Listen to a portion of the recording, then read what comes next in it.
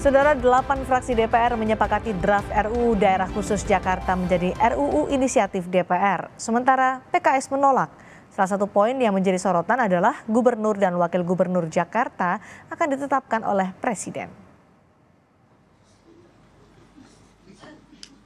Rapat paripurna DPR mengesahkan RUU tentang Daerah Khusus Jakarta menjadi RUU inisiatif DPR.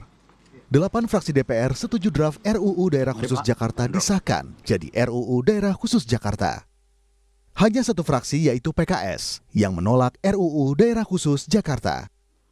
Perlu kami sampaikan bahwa pimpinan Dewan telah menerima laporan dari Badan Legislasi terhadap penyusunan rancangan undang-undang usul inisiatif Balik tentang Provinsi Daerah Khusus Jakarta yang menyatakan 8 fraksi setuju, yaitu fraksi PDIP, fraksi Golkar, fraksi Gerindra, fraksi Nasdem, fraksi Demokrat, fraksi PKB, fraksi PAN, dan fraksi P3, dan satu fraksi yaitu fraksi PKS menolak.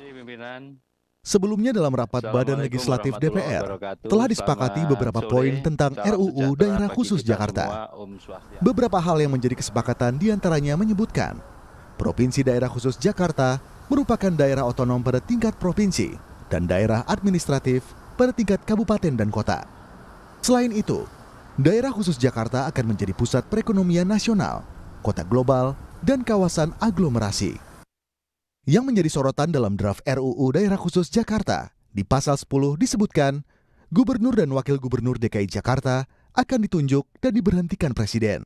Menurut fraksi Golkar, jika Jakarta akan dijadikan pusat perdagangan, maka Jakarta sebaiknya menjadi kota administratif penuh yang gubernurnya ditetapkan oleh Presiden. Jakarta ya. Satu, harus ada sikap politik yang jelas dari pemerintah dan DPR mengenai posisi Jakarta, apakah setara dengan provinsi lain atau sesuai dengan yang sudah berlaku saat ini. Dua, apabila Jakarta ingin dijadikan pusat perdagangan domestik dan internasional, maka sebaiknya Provinsi Jakarta dapat dibentuk menjadi kota administratif penuh, di mana di dalam tata kelola pemerintahan gubernur ditetapkan oleh Presiden dan bertanggung jawab penuh kepada Presiden, dan ini akan memudahkan dalam pengelolaan pemerintahan karena dalam proses perdagangan perlu pelayanan yang cepat dan tidak birokratis. Tiga, Sementara PKS menyatakan menolak RUU Daerah Khusus. PKS menilai RUU Daerah Khusus Jakarta disusun secara tergesa-gesa dan minim partisipasi publik. Untuk itu, RUU tentang Daerah Khusus Jakarta perlu dikaji lebih lanjut, terutama dalam hal pengelolaan keuangan daerah, serta wewenang khusus pada pemerintahan Provinsi Jakarta. Tujuannya adalah agar tidak menimbulkan pertentangan dan kecemburuan dari daerah-daerah lainnya dan tidak menambah permasalahan yang kompleks di Jakarta. Berdasarkan catatan-catatan yang kami paparkan di atas, maka kami fraksi Partai Keadilan Sejahtera dengan memohon taufik pada Allah Subhanahu wa taala dan mengucapkan bismillahirrahmanirrahim menyatakan menolak hasil panja tersebut karena tergesa-gesa dan tidak melibatkan partisipasi masyarakat yang bermakna. Demikian. Undang-Undang Ibu Kota Nusantara atau IKN akan berlaku mulai 15 Februari tahun 2024. RUU Daerah Khusus Jakarta diperlukan melengkapi status administrasi Kota Jakarta setelah tidak menjadi ibu kota Indonesia. Tim Liputan Kompas TV. Bagaimana status kota Jakarta pasca ibu kota negara pindah? Kita bahas bersama juru bicara PKS Muhammad Iqbal dan pengamat kebijakan publik Agus Pambagio. Selamat petang, Pak Iqbal, Pak Agus. Selamat petang. Assalamualaikum. Hai, waalaikumsalam warahmatullahi wabarakatuh. Pak Iqbal, soal keberatan PKS di RUU soal daerah khusus Jakarta ini, apa sih sebenarnya? Atau karena ada kepentingan elektoral? Karena PKS kan menjanjikan ibu kota tetap di Jakarta. Ya, jadi lagi-lagi kami melihat bahwa RUU ini terburu-buru, tanpa kajian yang mendalam, tanpa ada melibatkan partisipasi masyarakat, tanpa ada mempertimbangkan berbagai masukan. Sehingga nanti pasti akan kejadian lagi nanti seperti Undang-Undang IKN yang belum apa-apa udah direvisi. Jadi kami pengen undang-undang ini dibahas benar-benar. Karena dari semua pasal yang kami baca di sini, tidak satu pun yang memberikan keistimewaan kepada Jakarta. Normatif saja. Tapi kan disebutkan Jakarta jadi pusat ekonomi. Ya, tapi justru terjadi kemunduran di mana gubernur dan wakil gubernurnya ditunjuk oleh kepala negara. Ini namanya bukan kemajuan demokrasi, justru ini adalah kemunduran demokrasi. Jadi kami melihat bahwa RUU ini harus dikaji lebih dalam, harus mendengarkan aspirasi dari berbagai kalangan, ya, dan yang terpenting juga kami melihat bahwa kekhususan bidang kebudayaan, termasuk bagaimana etnis Betawi mendapatkan hak-haknya sebagai penduduk tempatan yang tentu saja menjadi salah satu poin penting dalam aspek kebudayaan, tetapi belum dimasukkan. Kami juga melihat tentang misalnya bagaimana Jakarta ini memiliki sebuah kekhasan, ya. Tetapi sampai saat ini saya melihat, kami membaca dari pandangan fraksi kami juga melihat bahwa RU ini terburu-buru dan belum dikaji secara matang, sehingga kami melihat apa yang dilakukan di Panja ini perlu kami tolak. Oke, kekhawatiran Anda kalau itu disahkan akhirnya nanti? Ya, kekhawatiran justru akan terjadi seperti Undang-Undang IKN itu. Belum apa-apa, sudah direvisi. Karena apa? Karena tidak dikaji secara mendalam. Karena naskah akademiknya tidak dibuat dengan kajian yang mendalam. Tidak mendengarkan partisipasi masyarakat, tidak diuji publik. Sehingga ya wajar saja nanti akhirnya RUU ini mentah. Dan tentu saja juga akan merugikan masyarakat Jakarta.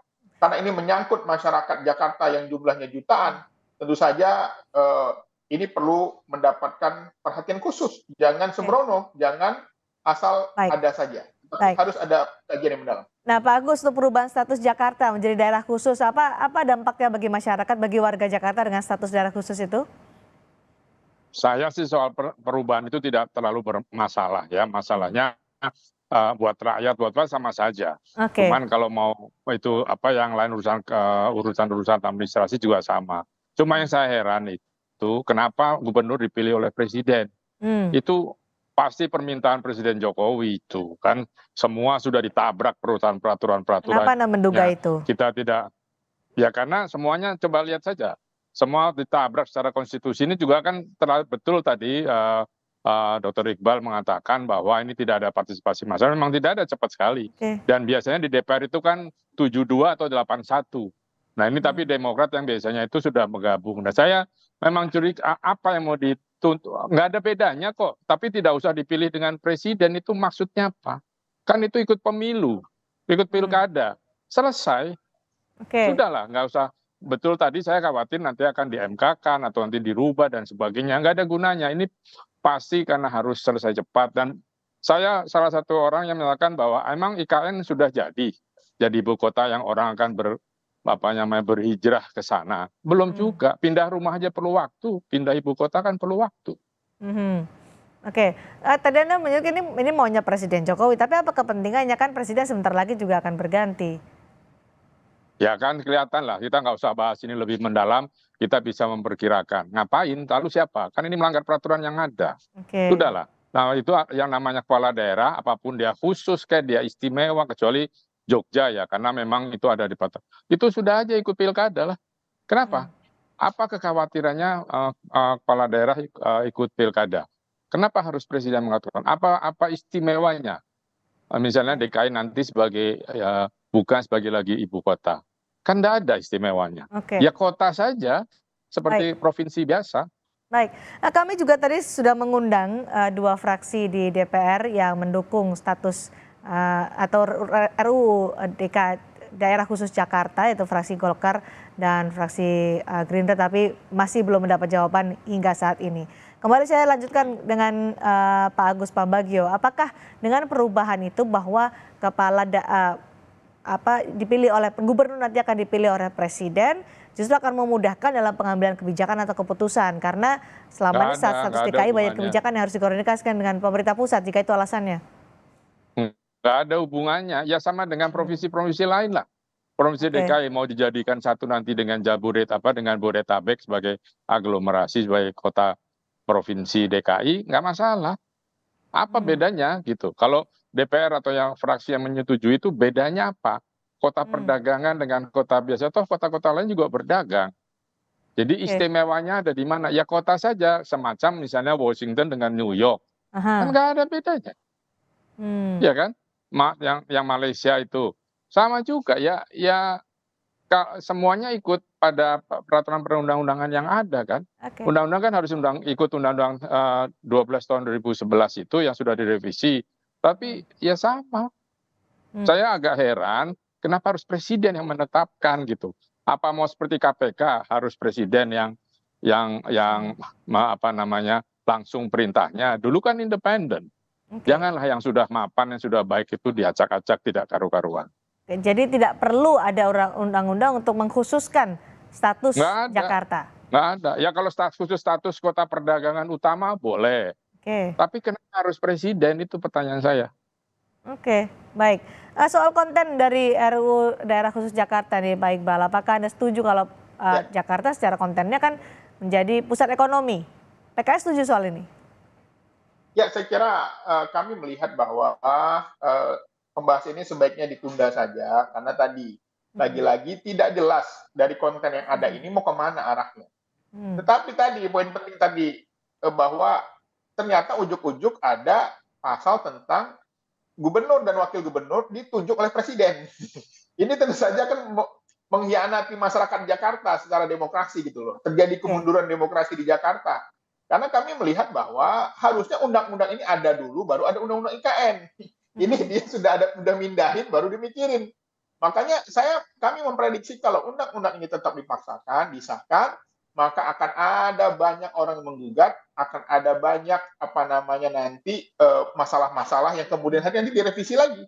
Jadi kami melihat pertama soal kedalaman, soal uji publik, dan yang ketiga soal konten yang sampai saat ini kami belum menemukan kekhususan dan keistimewaan dari undang-undang ini. Oke, ini kan RUU Daerah Khusus Jakarta masih dalam bentuk draft, sementara IKN sudah ditetapkan dan akan segera dipindahkan untuk ibu kota negara. Apa yang kemudian akan dilakukan oleh PKS di parlemen soal ini? Ya, kami sebagai kampanye gagasan kami sejak awal bahwa kami menyampaikan kepada masyarakat bahwa jika PKS menang, ibu kota akan tetap di Jakarta. Karena sesungguhnya masyarakat Indonesia yang sekarang di Jakarta saja, itu masih sedikit yang melihat ibu kota. Kalau ibu kotanya dipindah ke Kalimantan, tentu saja semakin sedikit. Hanya orang-orang yang mampu, hanya orang-orang kaya yang mampu melihat ibu kota. Karena untuk mencapai ibu kota memerlukan biaya yang besar, memerlukan biaya yang mahal. Dan kami melihat bahwa urgensi di saat utang kita sedang banyak, di saat angka stunting masih tinggi, di saat gizi buruk masih tinggi, kita membangun istana baru. Itu tentu saja melukai perasaan masyarakat kelas bawah. Di saat harga sembako mahal, di saat pengangguran tinggi. Jadi kami melihat bahwa urgensinya saat ini adalah bagaimana subsidi kepada masyarakat yang memerlukan itu sangat harus disegerakan berbanding membangun ibu kota baru. Oke, baik. Terakhir tuh Pak Agus Pambagio, apa yang bisa dilakukan? Ini kan masih draft. Apa yang harus diperjuangkan soal ini kalau Anda tidak setuju soal itu? Ya tentu perjuangkannya adalah usahakan bahwa DPR itu mengundang publik untuk membahas. Kalau dari saya persoalannya satu, mengapa harus ditetapkan oleh presiden? Tolong jelaskan alasannya apa. Karena sama, apa bedanya provinsi-provinsi lain gitu loh. Sudahlah, kalau saya sih oke saja mau pindah kemana silahkan. Tetapi jangan buru-buru, jangan mau upacara aja oke. Tapi yang lainnya jangan dulu, Pak. Akan banyak persoalan sosial yang akan semakin mendera kesulitan dari pemerintahan yang nantinya akan berkuasa. Baik, terima kasih Pak Agus Pambagio, terima kasih juga Pak Iqbal dari PKS. Tadi seharusnya kami juga mengundang fraksi Golkar dan juga fraksi Gerindra yang mendukung RUU Daerah Khusus Jakarta, tapi hingga acara ini kami langsungkan secara live dan perbincangan ini berlangsung, belum ada jawaban dari fraksi Golkar dan juga fraksi Gerindra. Sekali lagi terima kasih untuk Pak Iqbal dan juga Pak Agus Pambagio.